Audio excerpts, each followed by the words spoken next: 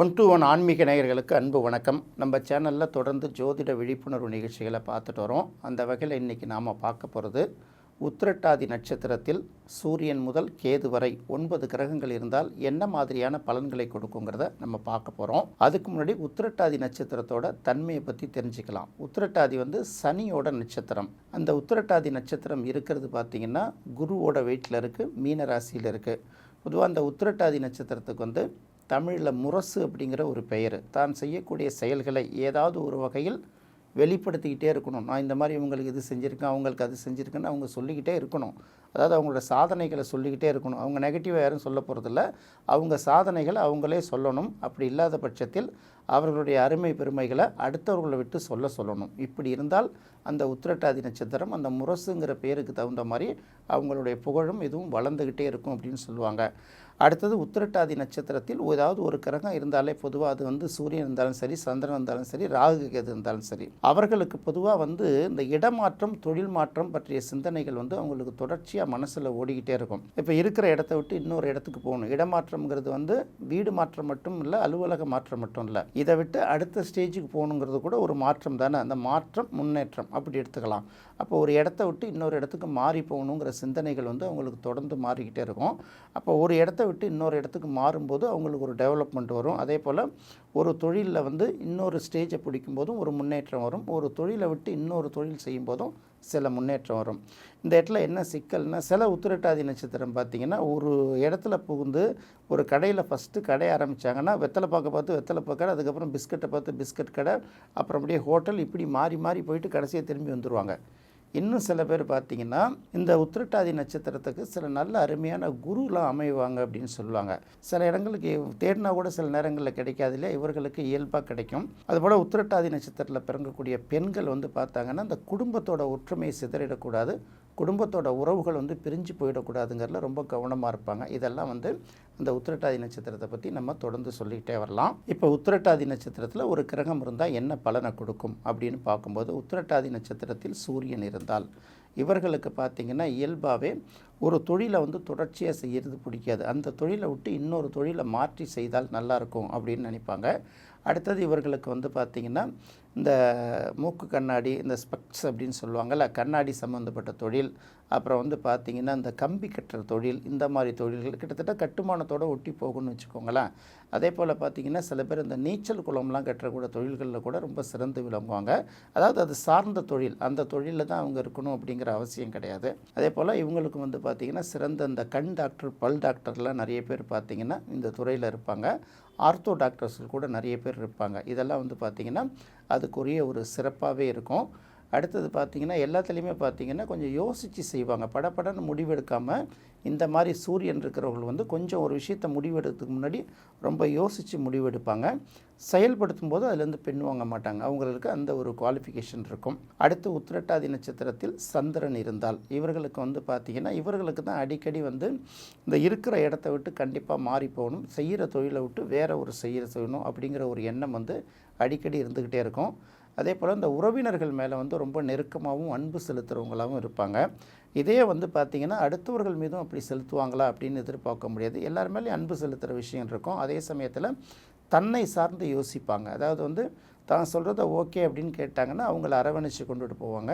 சில பேர்கிட்ட அந்த தவறுகளை சுட்டி காட்டும்போது யோசித்து கொஞ்சம் நம்மளை விட்டு விலகி இருந்தால் நல்லது அப்படின்னு நினைப்பாங்க. இது 2 குணமும் இருக்கும். அரவணைக்கிற குணமும் இருக்கும், விலக்கி வைக்கிற குணமும் இருக்கும். அந்த மாதிரி சில குணங்கள் அவர்களுக்கு இருக்கும்.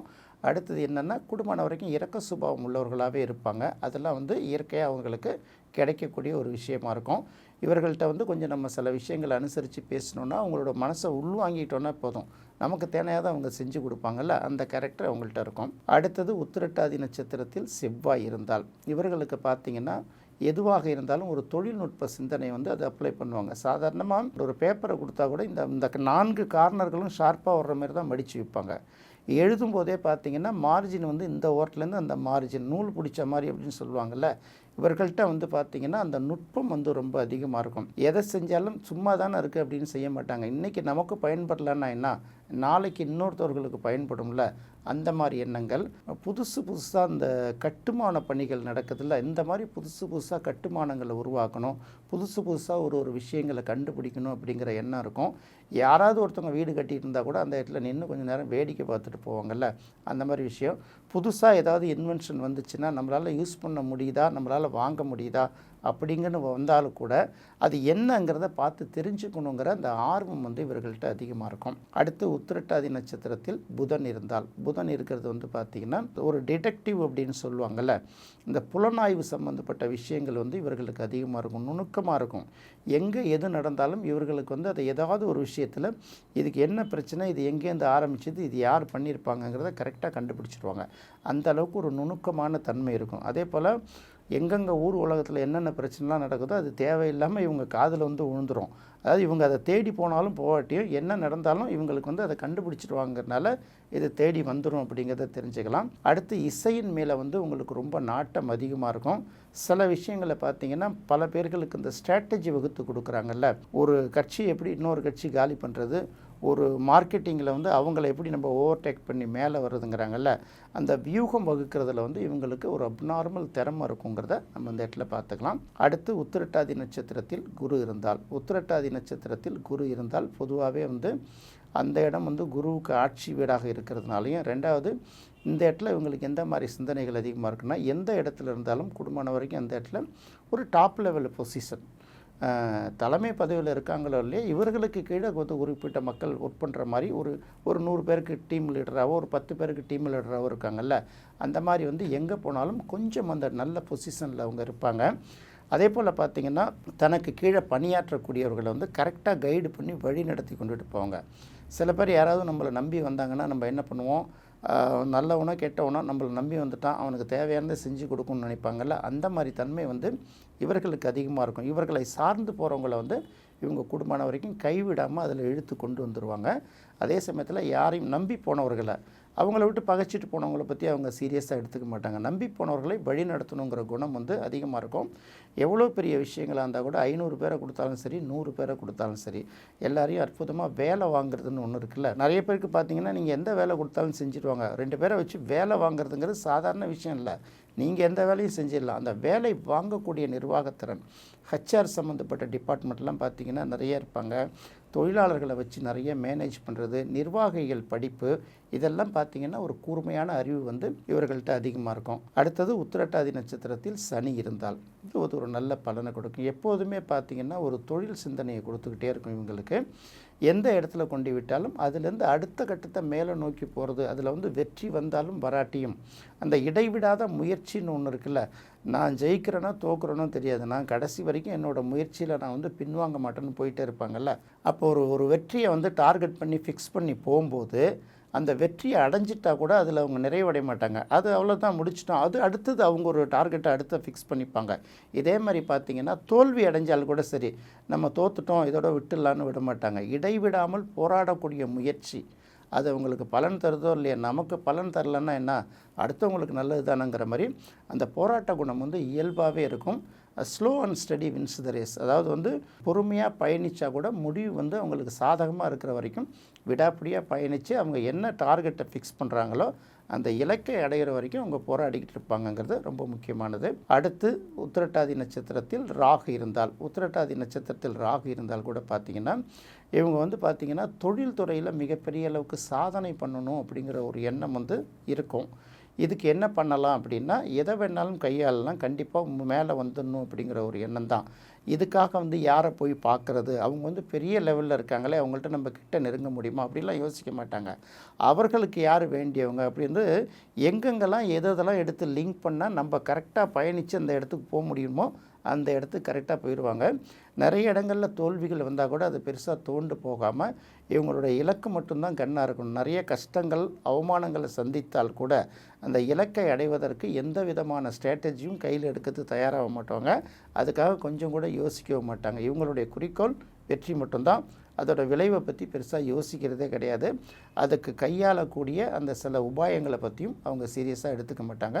வெற்றியை நோக்கி பயணிச்சுக்கிட்டே இருப்பாங்க. சில நேரங்களில் ஒரு அப்நார்மலாக சொல்லுவாங்கள்ல, நம்மளை மீறி திட்டம் போட்டு கவுந்து விடுறதும் உண்டு. இருந்தாலும் பார்த்திங்கன்னா ஏதோ ஒரு கட்டத்தில் அவங்க வெற்றியை சந்திச்சிருவாங்கல கவனமாக இருக்கணும். அடுத்து உத்திரட்டாதி நட்சத்திரத்தில் கேது இருந்தால் கிட்டத்தட்ட இவங்க எப்போதுமே பார்த்திங்கன்னா நேற்று நைட்டோட அவங்களோட லைஃப் முடிஞ்சு மறுநாள் புதுசாக பிறந்தா எப்படி இருக்கும், நேற்று வரைக்கும் நான் வேறு இன்றைக்கி புது மனுஷன் அப்படிம்பாங்கள்ல, ஒரு நாளும் நியூ ரிலீஸ் மாதிரி தன்னை திங்க் பண்ணிக்கிட்டே இருப்பாங்க.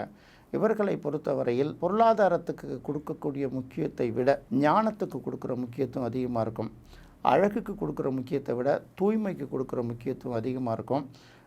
ஆடம்பரத்துக்கு கொடுக்குற முக்கியத்தை விட அறிவுக்கும் உண்மைக்கும் கொடுக்குற முக்கியத்துவம் அதிகமாக இருக்கும். எப்படி இருந்தாலும் ஒரு ஞானத்தை நோக்கிய பயணத்தை தான் இவங்க தொடர்ந்து பயணிச்சுக்கிட்டு இருப்பாங்க. பொருளாதாரம் பற்றிய சிந்தனைகள் ஓரளவு இருந்தால் கூட அதை பெருசளவுக்கு அதில் முக்கியத்துவம் கொடுக்க மாட்டாங்க. ஒரு குடும்பம் அந்த மாதிரி சில விஷயங்களில் மாட்டிக்கும் போது அந்த குடும்பத்துக்கு தேவையான விஷயங்கள் என்னவோ, தனக்கு தேவையான விஷயங்கள் என்னவோ அதுக்காக மட்டும்தான் பொருளாதாரத்தை நாடுவாங்களே தவிர இவங்களோட சிந்தனைகள் எல்லாமே பார்த்திங்கன்னா அடுத்து வர தலைமுறைக்கு ஏதாவது செஞ்சுட்டு போகணுங்கிற எண்ணம் இருக்குல்ல, அந்த சிந்தனைகளில் தான் இருப்பாங்க. அதே போல் பார்த்திங்கன்னா எதையுமே பழசை பெரிய அளவுக்கு நினச்சி அதை இப்படி ஆயிடுச்சு அப்படி ஆயிடுச்சுன்னு சில பேர் கவலையே யோசிச்சுட்டு இருப்பாங்கள்ல, அந்த கவலை ஒரு பக்கம் இருந்தாலும் அதை கூட விட்டுட்டு அடுத்து என்ன பண்ணலாங்கிற யோசனை இவர்களுக்கு அதிகமாக இருக்கும். கூடுமான வரைக்கும் இவர்கள் வெற்றி பெறுவார்களோ இல்லையோ, மற்றவர்கள் வெற்றி பெறுவதற்கு இவங்க ரொம்ப முக்கிய காரணமாக இருப்பாங்க. அடுத்த ஜெனரேஷன் வெற்றிக்கும் இவங்களால் முடிஞ்ச பங்களிப்பை கொடுத்துட்டு போகணும்னு நினைப்பாங்க. இதுதான் பார்த்திங்கன்னா உத்திரட்டாதி நட்சத்திரத்தில் சூரியனில் ஆரம்பித்து கேது வரைக்கும் 9 கிரகங்கள் இருந்தால் என்ன பலன் கொடுக்குங்கிறது. இது ஒரு லேசான பாயிண்ட் தான். இது உங்களுக்கு உண்மையிலே பிடிச்சிருக்கும், பயனுள்ளதாக இருக்கும்னு நினைக்கிறேன். மீண்டும் மற்றொரு சுவையான நிகழ்ச்சியில் சந்திக்கலாம். நன்றி, வணக்கம்.